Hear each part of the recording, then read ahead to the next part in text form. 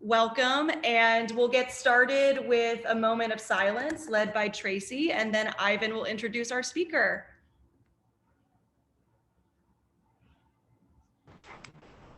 One, two, three.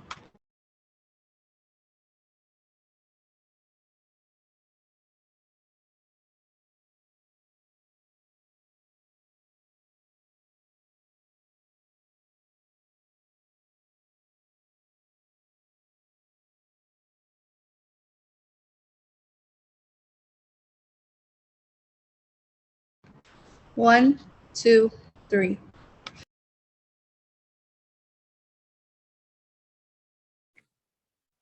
Thank you, Tracy. What a wonderful prologue in the green room. I was telling Ms. Warren that our magnificent speaker has just a wonderful energy about him that you pick up right away, even though he does things at a very high level. That his ability to engage people and be so eminently relatable right away is powerful. I do want to say that first give tribute. Well, first of all, I would be remiss, and Michael and I know it better than most, that it's always better to look good than to feel good. And so our speaker today looks good. I don't really care about, no, we want him to feel well as well, but just a wonderful energy. So Michael is the man behind the man behind the man, as I said in the green room. So Reed Morrissey, who is a mutual friend of all of ours, knows our speaker. And so he introduced Zachary Hamed to the school. And Michael is a trustee, Princeton alum, an immigrant like so many of us. He's also a partner at Hamlin Capital Management, and he's a guardian and protector in his role as trustee. And Michael and I talked last night, and our speaker today talked about the magnificent accomplishments and how the school glowed last night. And I want to say too, beyond Michael being the man behind the man behind the man, beyond these accomplishments, he's also helped me think more deeply about the role of macronutrients in my life, and given me every year on my birthdays new modalities for finding muscular hypertrophy. And so now he's brought us through Reed Morrissey, who I'm now willing to publicly admit is a friend. He has brought us the amazing and powerful and deeply respected Zachary Hamed, who is a design-focused engineer who designs, builds, and sells software, and most recently has founded a startup called Clay. He is straight out of Spanish Harlem, PS 71, and then on to the Collegiate School for the Tragically Wealthy. And anyway, all brilliant boys go to Collegiate, including Michael and me, but especially our speaker. Then he went on to Harvard and became a computer science major, then on to Goldman Sachs, where he served as a lead product manager for an internal qualitative system. And Michael has promised offline to explain to me exactly what all that means. He is also, and this is one of the things that thrills me about Zachary, and we felt it in the green room, he comes from the vertiginous and arcane reaches of software design, and has also been a champion of the liberal arts. And he talks about, even though he works in a very technical field, the importance of these core values of conscientiousness and building relationships. I also know that his resting heart rate is probably somewhere around 57, and that perhaps he has finally read Haruki Murakami's Kafka on the Shore. We will find about all of those things and more. It is my great pleasure to introduce the great Zachary Hamed. Thank you so much, Zachary. Thank you for having me. What an intro. So good morning, everyone. I wanted to start with just congratulating everyone on what an amazing poetry slam. So I watched it with my my partner Annie last night, and we were amazed by how well everybody presented, how you are all very natural performers, and all very inspiring poems. So I wanted to just start with that. Couldn't have been a better night before for me to see everybody present.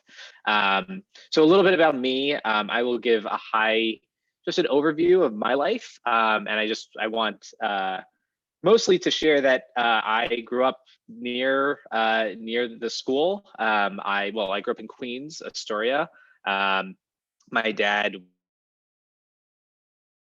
mom is Greek.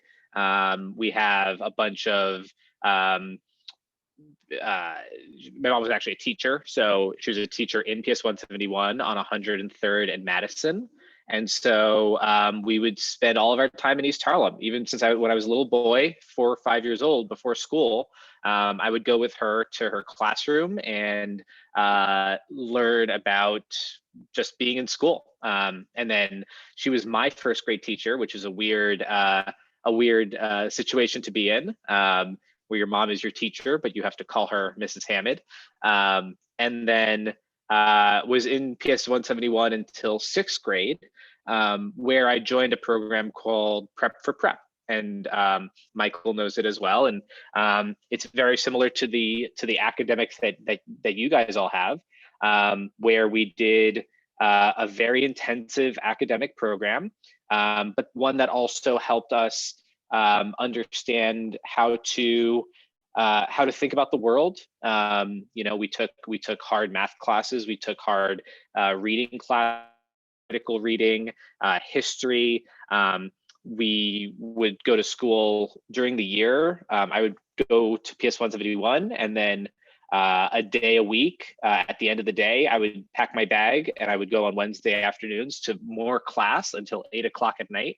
And then on Saturdays, I would go to school. Like, I know some of you guys have Saturday programs. So that there is, I feel, I had a mixed feeling about when I was in Prep for Prep, because it was so much work and I was always so tired, and I was like, this is a lot of work. But the first thing I wanted to share was that is all preparation for the next chapter of your lives. And there is nothing, I think a lot of, I'm now on the, I was on the alumni board of Prep for Prep. I was on the alumni board of my high school, Collegiate. And everybody who went to Prep for Prep with me with a similar academic program was like, that was the most rewarding and exciting part of my life, because I met my best friends. I was well ahead of everybody academically in my high school, which I think is something that you will also find. And I learned a ton about what I liked doing and what I didn't like doing, what I like studying and what I don't like studying, my hobbies or things that I like doing and not doing. And so it was a very transformative time for me. After Prep for Prep, I went to Collegiate, which is an all-boys school, high school. And honestly, it was tough at the beginning. I felt I was a little bit fish out of water. And it was almost a little bit of a culture shock, right? And I think, learning how to be in a new environment, learning how to be with other students who, honestly, like I said, I was ahead of academically. All of the Prep for Prep kids were ahead of everybody academically. And so we were sort of like, we're kind of boarding class now, right? Because we learned everything in prep. We learned everything at the East Harlem school. So, I think that allowed us to take classes that we maybe enjoyed more, or take advanced classes. Some of us skipped classes. Some of us were taking 8th grade, language classes when everybody else was taking 7th grade. So that's an interesting opportunity. But it was at Collegiate that I learned 2 things. One, I loved programming, and so mention here, if anybody, I don't know, some of you, when I did a similar talk like this at Prep for Prep, some people, I was surprised by how many people had been programming on the side, or making video games, or making websites, or even just designing cool posters, or designing, an art class or something like that. Those are all technology. Those are all things that it's very different today. You guys have grown up with, but for me, that was how I made some money on the side when I was growing up. One of my teachers would say that they had a friend who needed a website made, and I raised my hand and I said, I can do it and I can figure it out. And so that was how I really got into programming and making things on the internet, making websites, making applications like the apps on your phone. I do that, and then designing them. So design is almost like art, but for apps. So how do I make something look pretty? How do I make something work well? How do I, on the apps you use, YouTube or Zoom right now, how do I make this work well for a classroom? That's all software. So that's where Collegiate was where I learned that I loved that, and I'm happy to answer more questions on that. But I also did a bunch of clubs and organizations at Collegiate. So I was on the environmental club.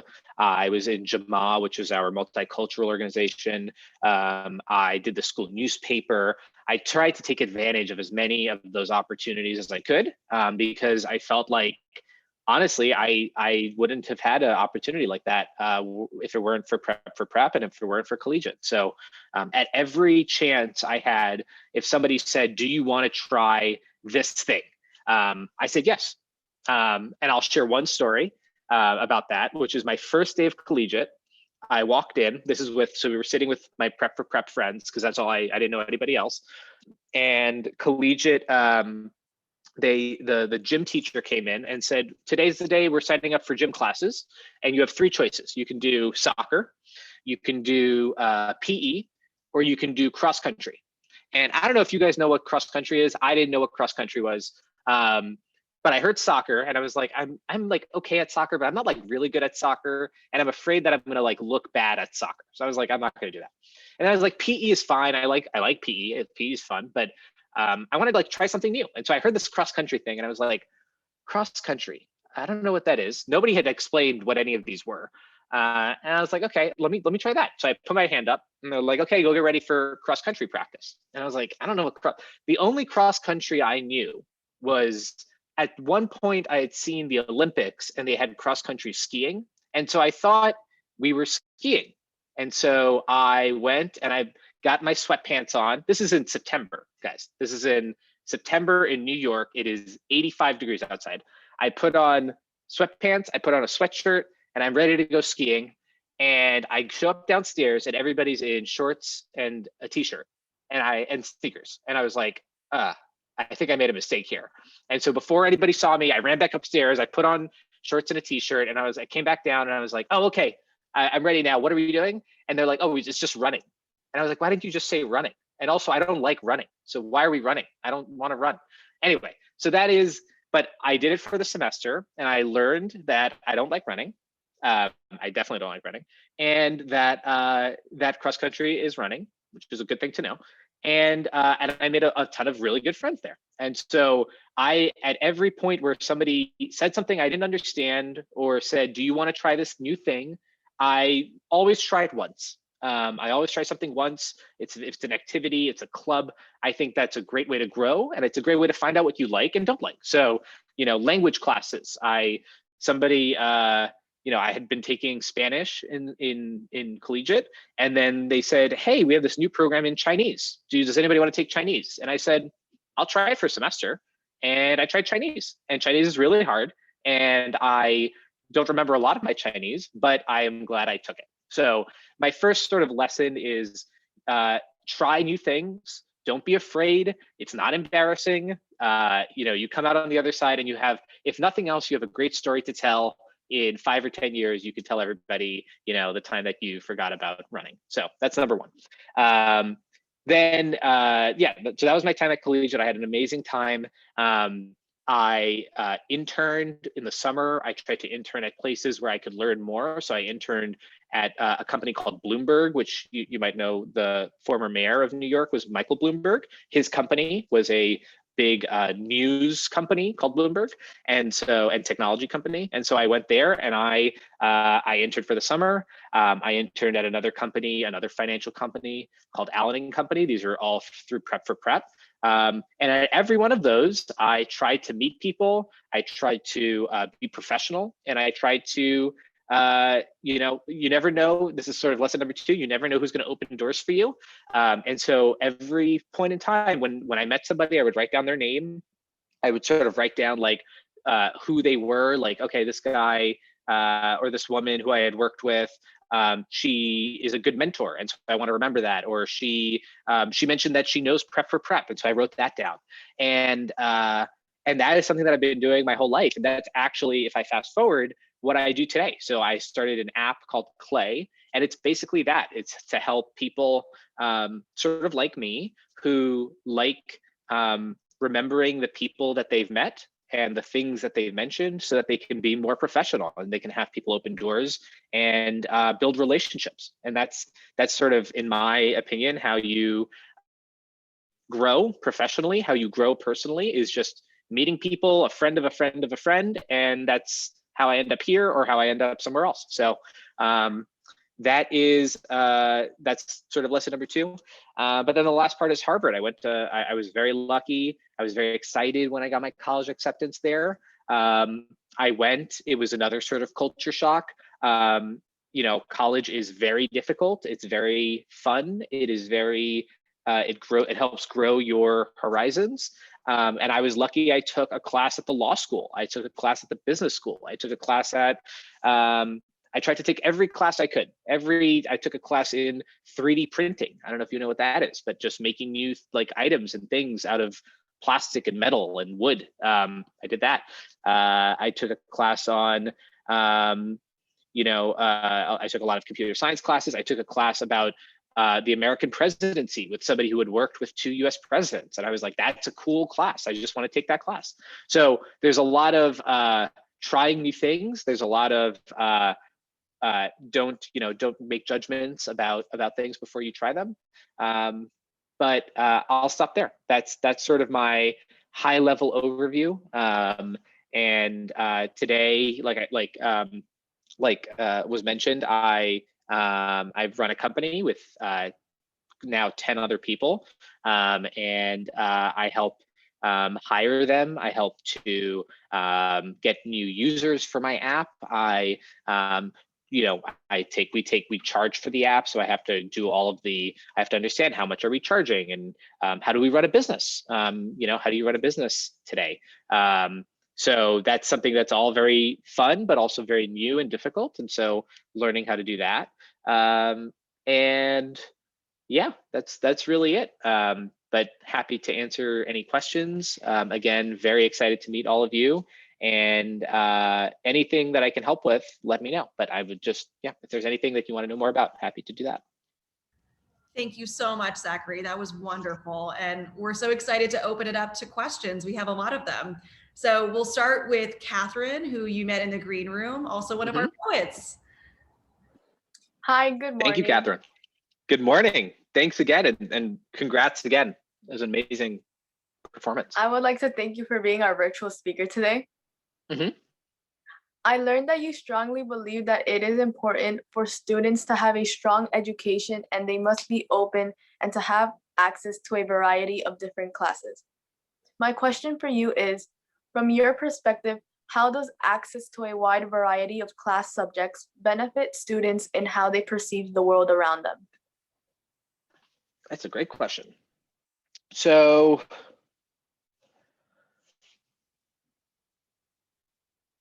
let's start with this. So a lot of I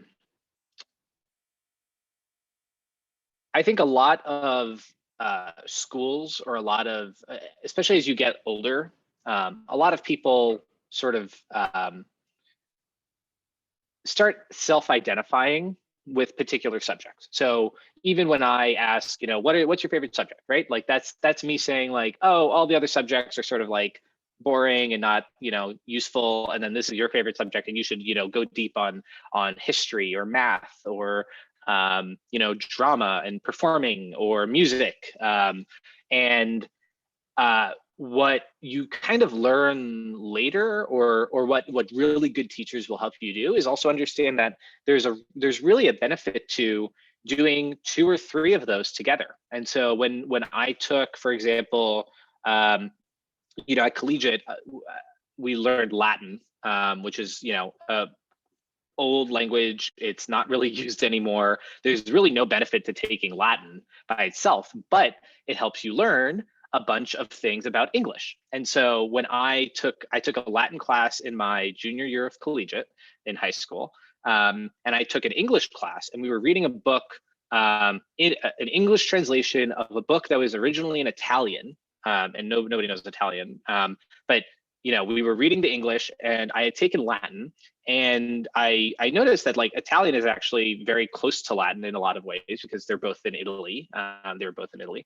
And so I started making connections, and my teacher loved the fact I was writing these papers, and I was able to say, okay, well, this Latin thing that I learned reading, a book that was 3,000 years old, I'm applying to this English book that's a translation that's only 500 years old or 1,000 years old. And I was able to write these really great papers. And then you take that and you apply it, or your art learning, you're really fun, you love art and you love drawing, or you love painting, or you love clay, or you love whatever it is, whatever part of art, and you apply that to maybe the way you approach math.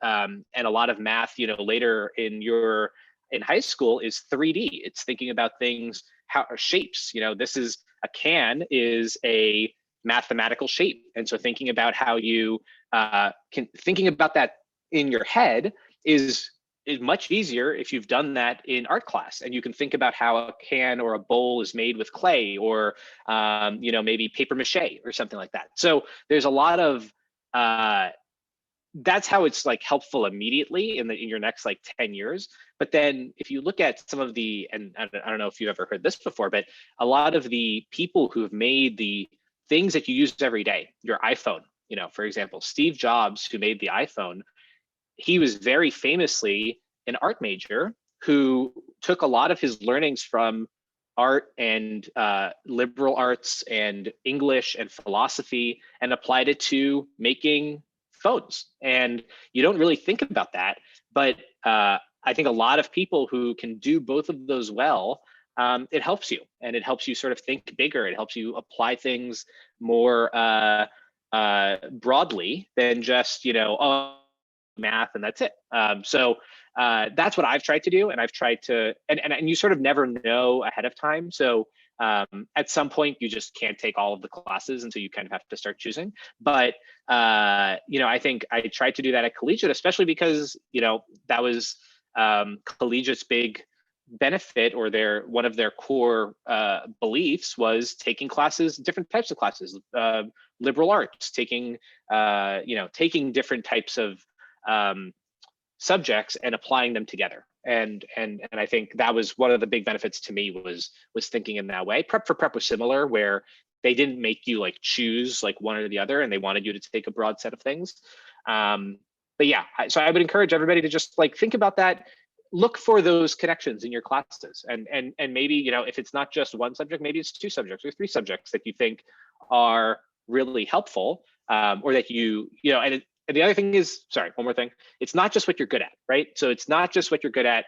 You will, even if I wasn't good at, I was very bad at history, but I loved history, and I loved reading the books in history class, and I can't really memorize all the dates and stuff, but I loved doing it, and I loved, taking it. And that's why, I stopped taking history classes in 10th grade because I had other math and science classes I wanted to take. But then in college, I took a bunch of history and law and philosophy and those types of classes. So, never, don't just say, I'm not good at this and I don't want to take it. If you still like it, and you're not, even if you're not good at it, give it a chance and spend time on it, because it's worth it and you'll learn a ton. So.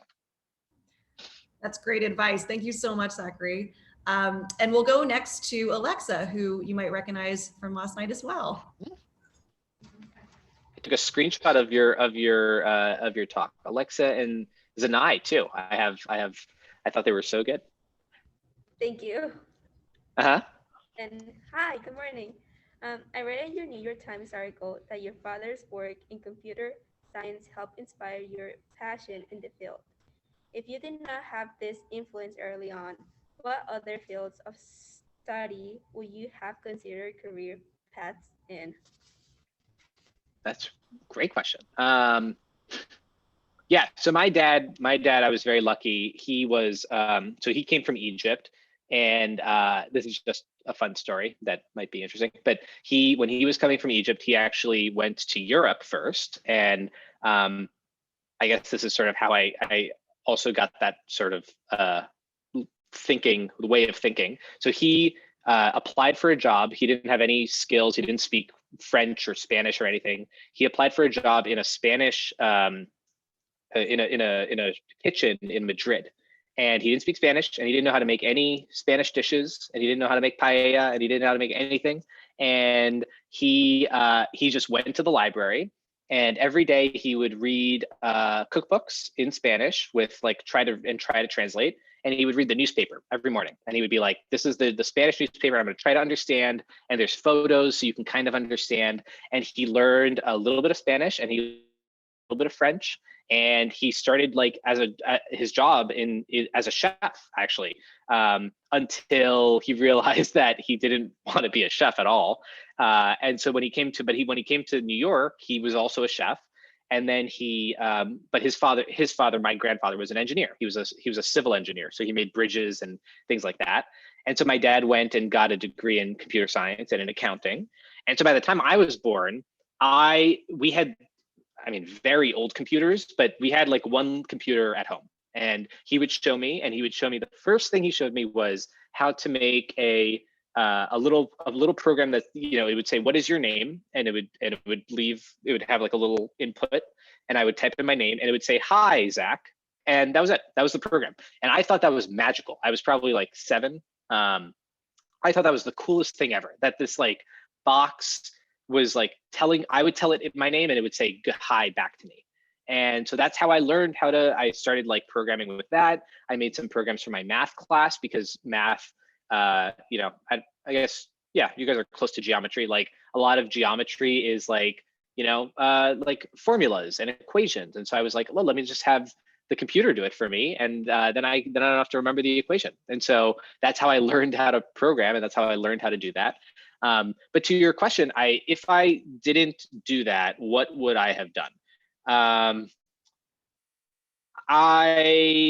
actually really wanted to be a lawyer at some point. I feel like I went through different phases, and I think you guys will probably go through phases. So one of my ideas when I was probably around 8th grade, I loved history. I loved, we did a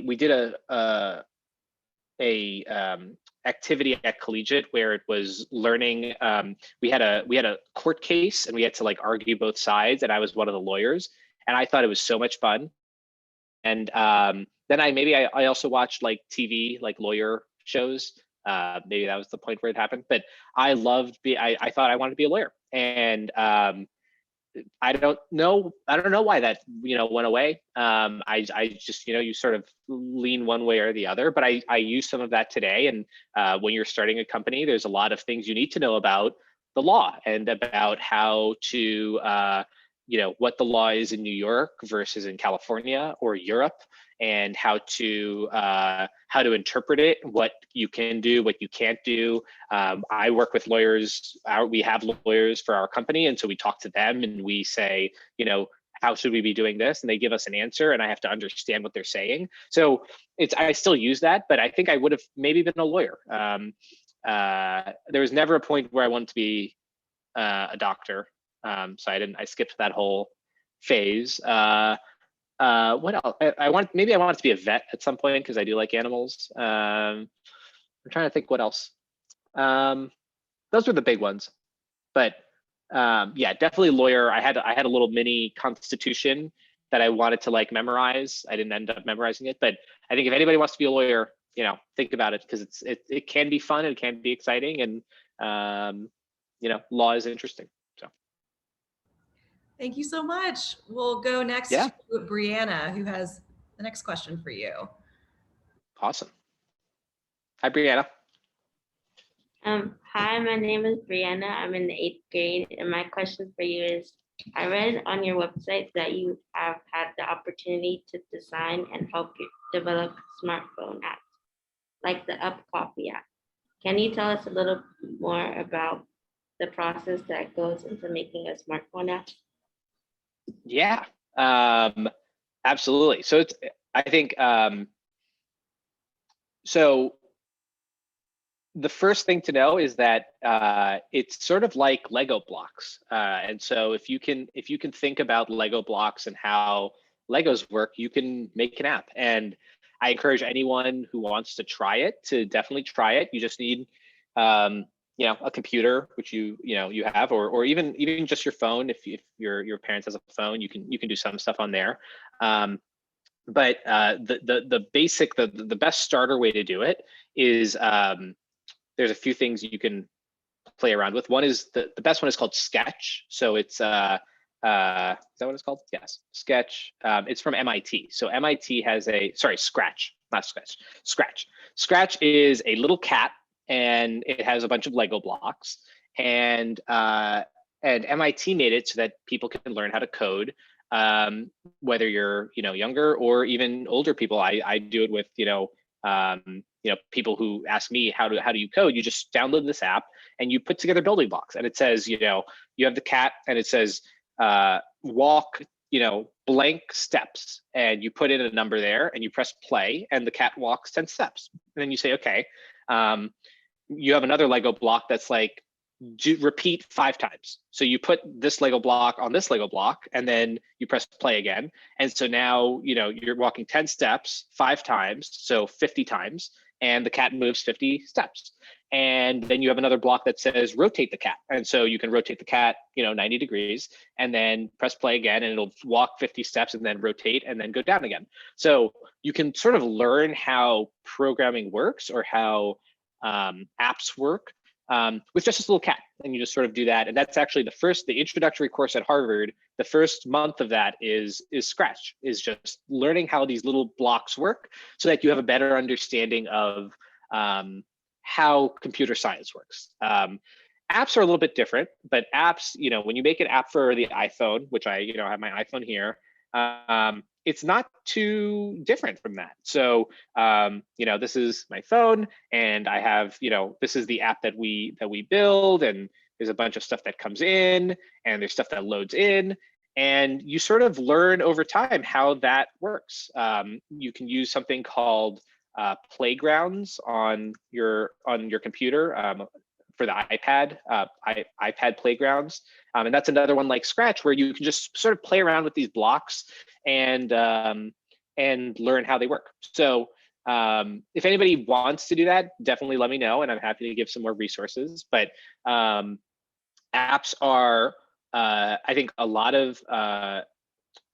of business people today, a lot of what creating a business is today, even if it's not an app, it's a website, right? It's knowing how to make a website for yourself. So you mentioned my personal website, right? Like my personal website I make, and it has my, which is funny that everybody's looking at it, but it has how much sleep I got last night. And how do I get that? I get it from my Apple Watch, and I get the time that I went to bed and the time that I wake up from my watch, and then it does a subtraction, and then it puts it to something, a computer, and then the computer calculates it and then shows it on my website. And why do I do that? Kind of for fun, but also it sort of tells people when they come to my website, it gives people a little bit of a sense of me and like what I like talking about and enjoy doing. And maybe I'll be in a bad mood because I didn't get enough sleep last night, or something like that. But I also have how many steps I walked yesterday, or the books I'm reading, and all of that is going to my website. And even if my website was just, my name and my photo and my resume, that's enough, right? That's good enough for somebody who wants to learn about you. When you're going for internships, that's like a great thing to have. And so that's something that I learned through prep and a bunch of other things about being, professional when you're going to internships or jobs. So there's that. And then, and then beyond, after websites, you go to apps and apps, or writing code. And a lot of my friends who started off in other jobs now from Prep for Prep are now doing sort of making software, making code. And so it's been interesting to watch that happen. But it's a great,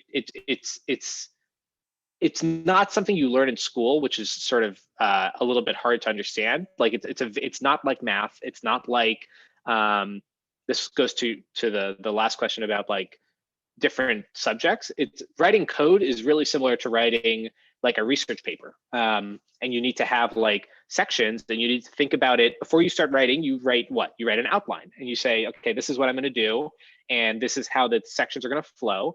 And then after a while, you're like, okay, now I can get started building it. And so then you do your first draft of your paper, and you show it to your teacher, and they're like, there's some things that you might want to improve.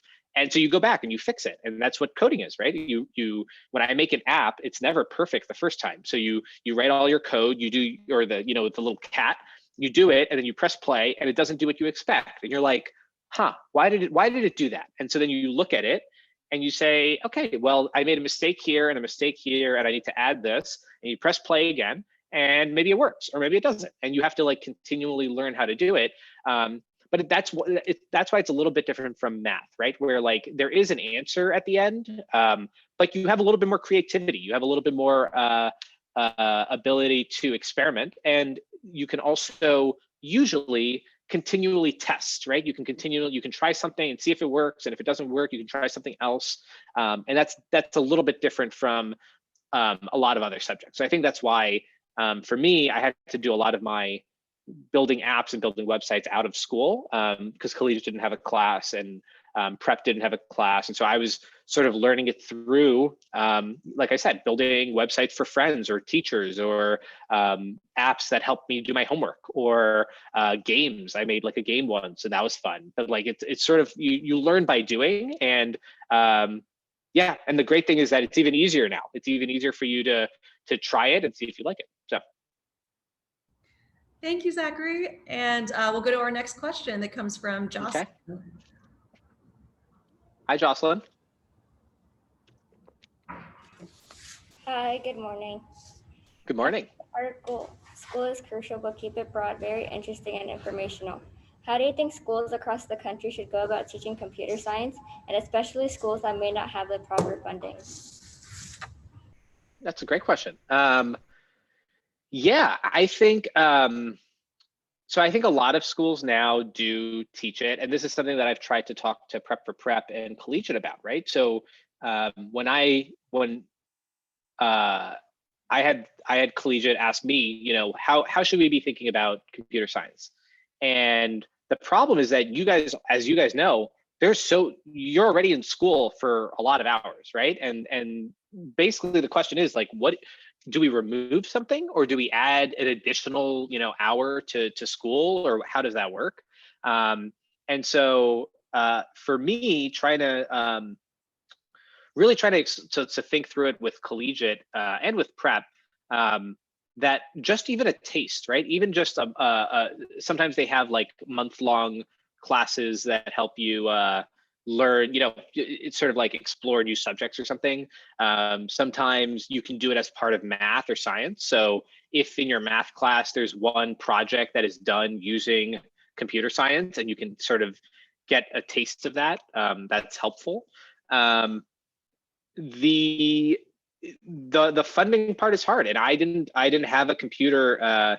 Basically, I didn't have I had my dad's computer, but I would basically like try and use it at night when he wasn't like doing his work on it.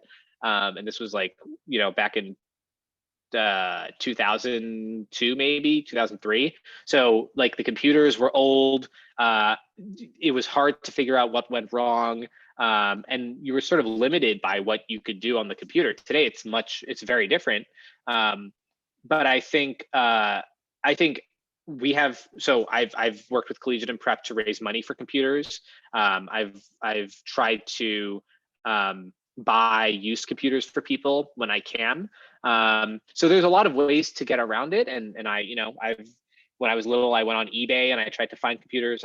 Nobody should do that, but that's sort of like, trying to find a way to just start. And whether maybe it's your school computer, which I did at Collegiate a lot. The school computers were so much better than my computer, and so I would sit in the library, after school and try to figure stuff out. So there are ways to do it, but I do think it's, and this is, so I did write that article for the New York Times where they were trying to figure out, like, should this be mandatory for everybody in the US? Should there be mandatory computer science education?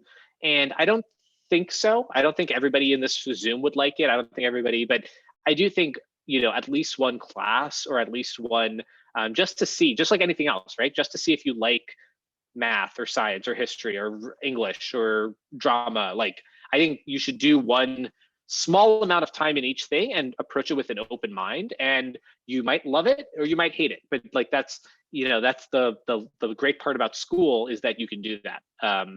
So yeah, that's, I don't think computer science is like, it's not there yet as something that you like need to know how to do, but I do think it's very helpful. And the number of times, I remember, sorry, last story on this.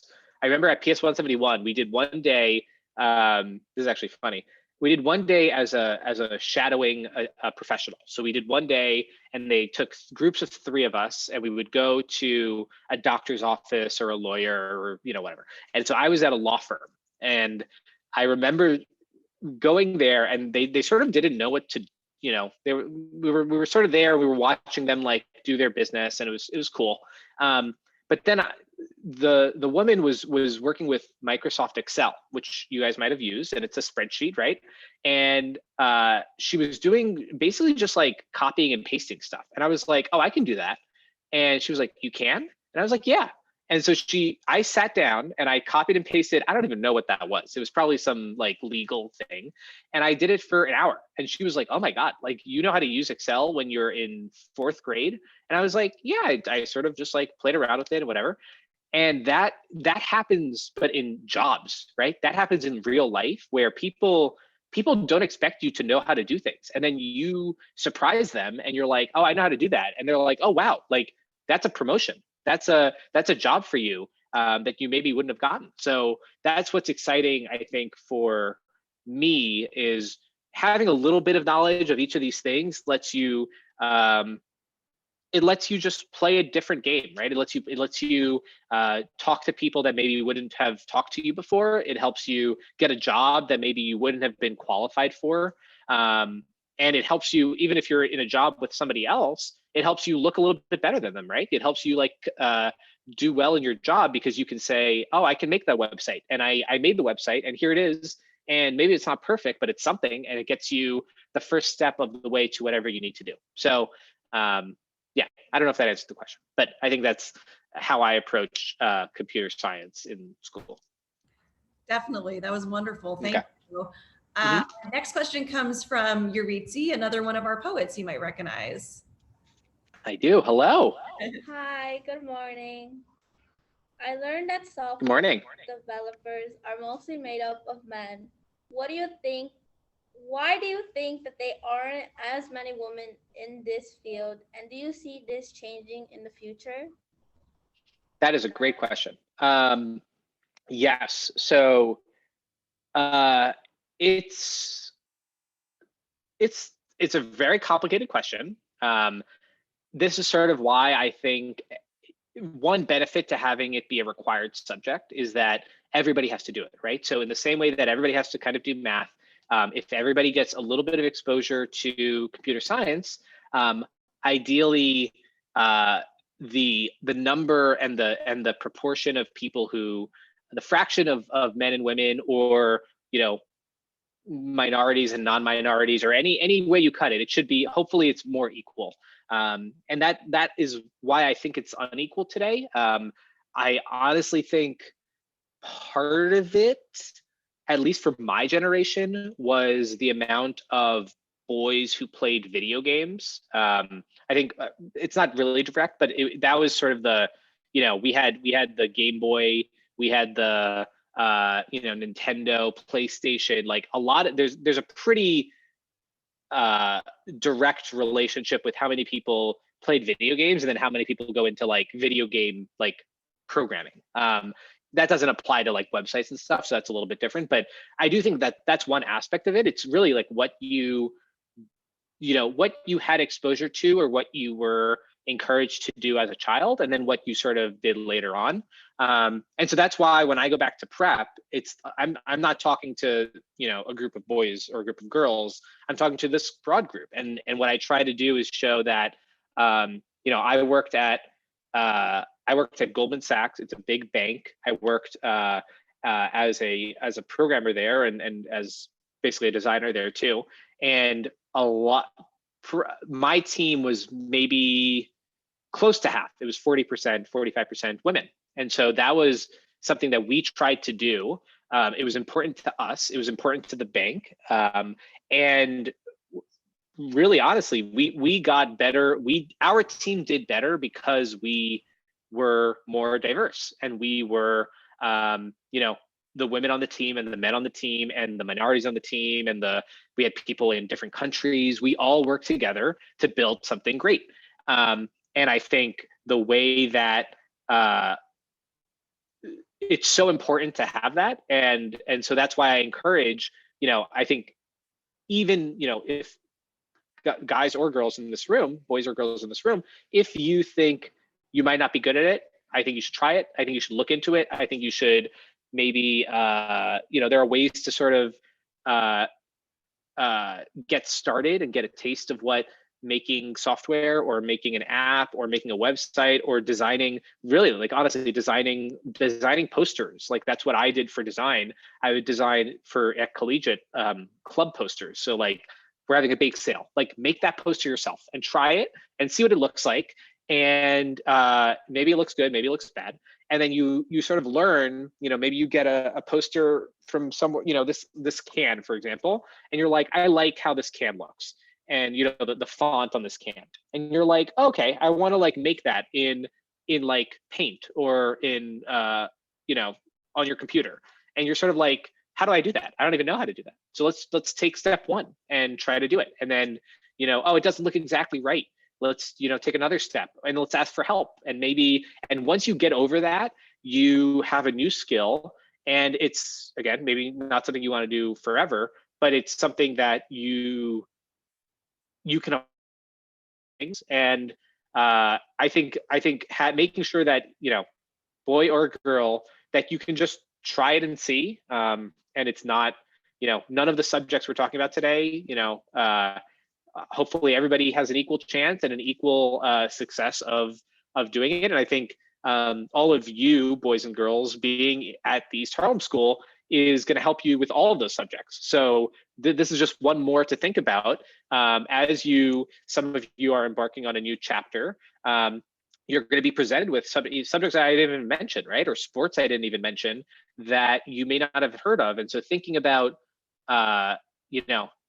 why do I enjoy doing this? And then also, how will this set, this is not the point of every subject, but, how will I use history in my job? And you will use history in every job that you have. You'll use math in every job that you have. You'll use, maybe biology less or chemistry less, but you'll still use it. And maybe you want to have a job in that. And so, a lot of becoming an adult or going through high school is thinking about how you think about the next step and what you want to be spending more time on and less time on. And it's really important, especially so for girls who, I think at a different school, this would be a different conversation, but you're at the East Harlem School, you have great opportunities. And so thinking about, I can tell you, having worked with men and women at many different jobs and now hiring men and women for my own company, women programmers do an amazing job. In some ways, they're better than the male programmers. Minorities and people who are, people with different backgrounds. All of us have different backgrounds, and going to a big bank and me sitting down and saying, hey, I would like to work at this job, and here's why my different background is helpful to this company. That's part of the job. That's why colleges are, college is a group of people that can learn from each other and benefit from each other. And that's one fit of, going to a college and learning from different people and different backgrounds. Same thing with a job. So I encourage everybody here equally to do that. And the problem of, it's definitely getting better and more people are paying attention to it, but we have a long way to go to help even out the numbers there. Zachary, we want to be mindful of your time this morning. Thank you so much for sharing your morning with us. Do you have time for 1 or 2 more questions? Yeah, I can go until 12. Great. So I have, 1 or 2. Perfect. Okay, let me jump to Jimmy next. Okay. Hey, Jimmy. Hi, good morning. Morning. My name is Jimmy. My question for you is, who has been a person that has supported you throughout your education and career, and what has their support mean to you? Wow, I love that question.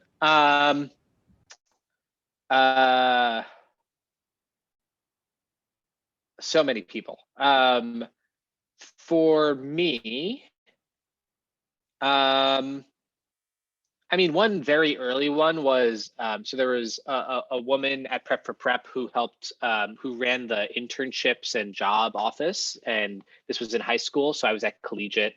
And she helped me fix my resume. She helped me think about what jobs I might want to apply to and what I shouldn't apply to and why maybe I should try something new or in a different city or in a different subject or a different company. And so she definitely opened a lot of doors for me and helped people take a chance on me and vice versa, like helped me take a chance on some companies that maybe I wouldn't have taken a chance on. And then there's also a woman at Harvard who I had met, again, totally randomly. She was head of basically everything digital at Harvard. So the website, the app, the e-learning stuff. She reported to the president of Harvard. And I met her once and she was really funny and really energetic. And we built a relationship. And she has been a mentor of mine for a while. And she's helped me talk at different companies. She's been a reference for me when I've been trying to build my company and people want to know, hey, Zach, is he good at running a company? Is he good at whatever? And she's been a reference to say, like, I've known Zach for now 9 years and I've seen all the different things he's done. So I think for me, thinking about like the people you meet and anybody can open doors for you and so building relationships with people, you never know who that person's going to be. And people in this room will be friends of yours forever. People in your high school will be friends of yours forever. Teachers will be mentors and friends of yours forever. So I've had at every point like 2 or 3 people that have really done that for me, and I've been very lucky to have that. But it's also doing the opposite, right? It's doing that for other people as you grow. You guys, some of the 8th graders mentor, the younger grades. That's a great thing. So it's that, as you go further in your career, and then it's also, remember that mentors are there. I would write thank you notes. I would write thank you emails. I just wanted to show that I was appreciative of the time and the energy that they took for me. So always do that as well and show that's an important part of building that relationship with people, is to show that you care. And around the holidays you send a nice little gift, like a little thing, but like that's my way of showing that like people have been helpful to me, and I would not be anywhere without some of those mentors. Thank you so much. And we'll go to our final question now. And okay. It comes from Melissa. Hi, Melissa. Hello, good morning. Morning.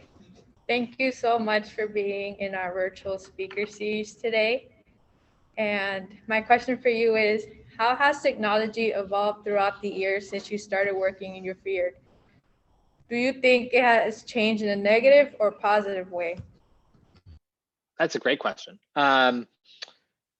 Yeah, and I'm going to sound like really old when I say this, but it has been crazy how different things are even from when I was. So when I was in school, we had a computer class. It was we had a computer lab. They were all really old. This is at PS 171, really old computers. And the internet connection was, I can't even describe how slow it was. It was as if you had typed a Google search, and you would wait, I don't know, a minute to get a result, and then you would like go through and press it, and you would wait another like 30 seconds or a minute. And I remember thinking about cell phones. Cell phones were totally different. This is like 15 years ago, okay, 10 years ago. So this is like not that long ago.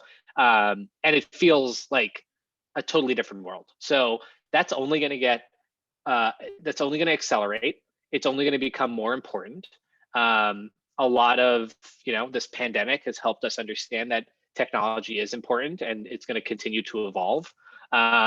So I think what's interesting is I grew up when I grew up and got interested in technology at a point where there wasn't that much you could do with it. And everything was sort of like slow and annoying. And now everything is really powerful and fast and interesting.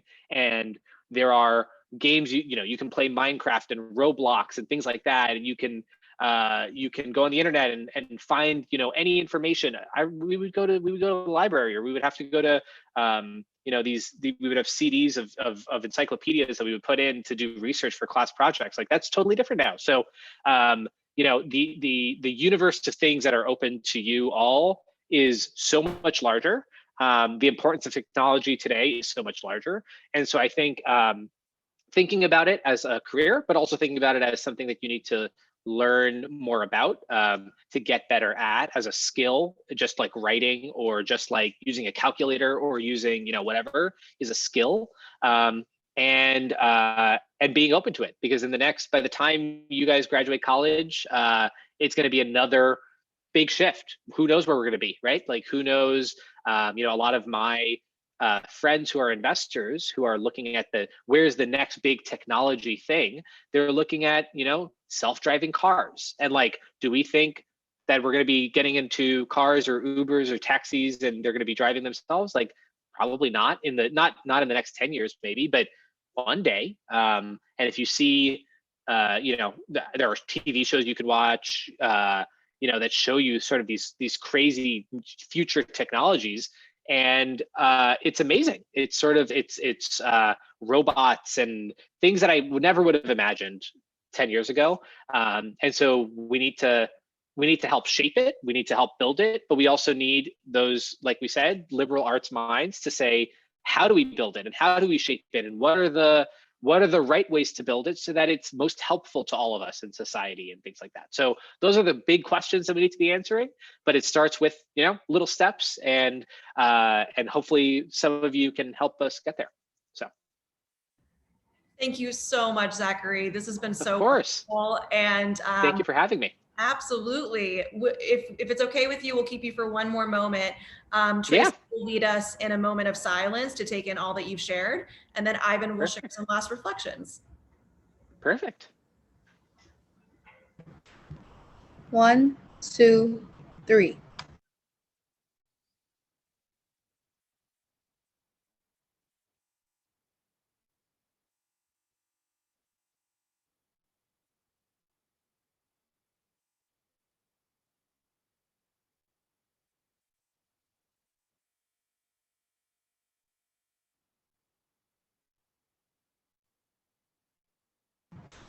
One, two, three.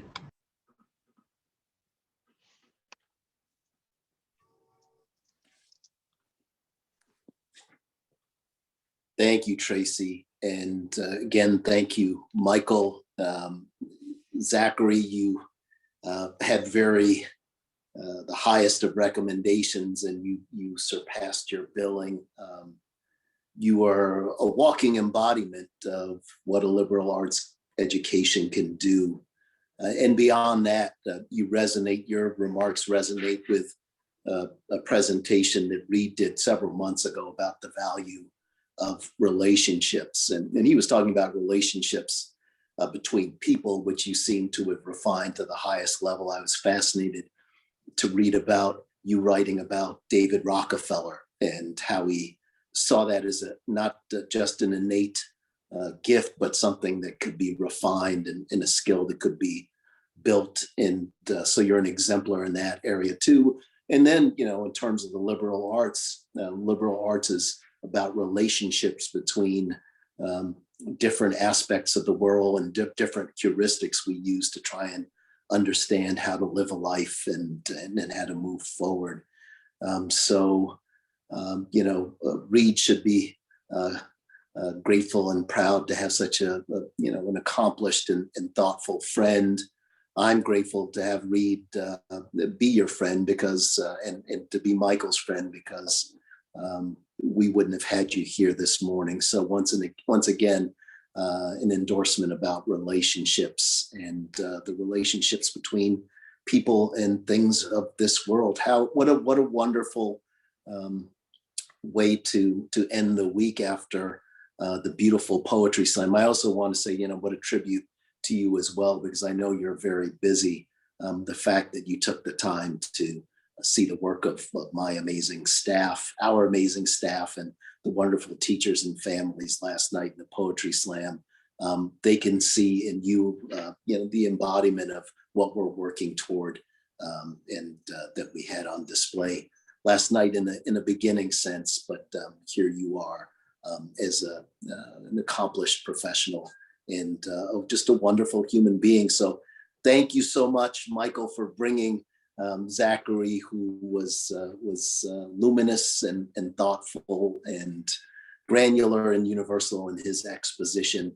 I don't know if you have any final reflections for us. I just wanted to, on behalf of our school body, express my gratitude for you with us this morning.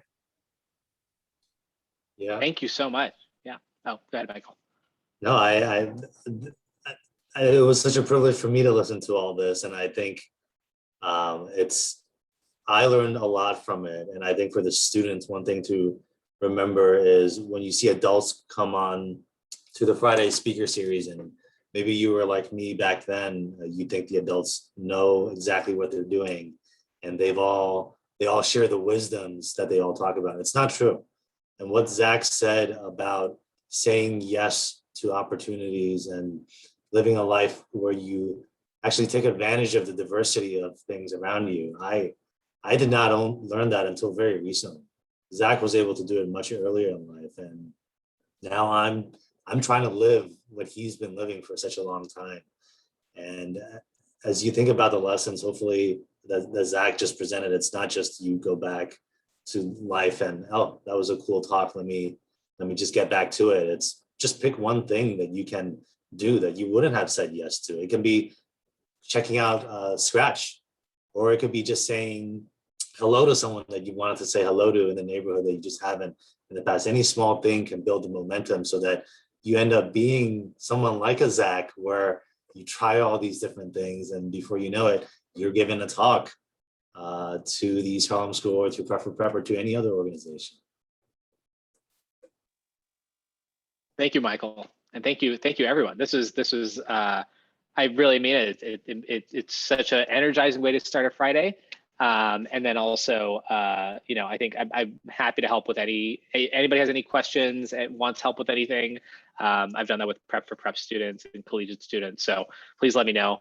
And you are all too kind. I'm not there yet, but trying to get there. So I'll be a Michael one day. That's the goal.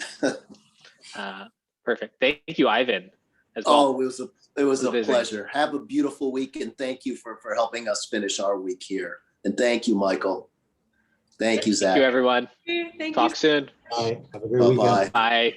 Have a good weekend.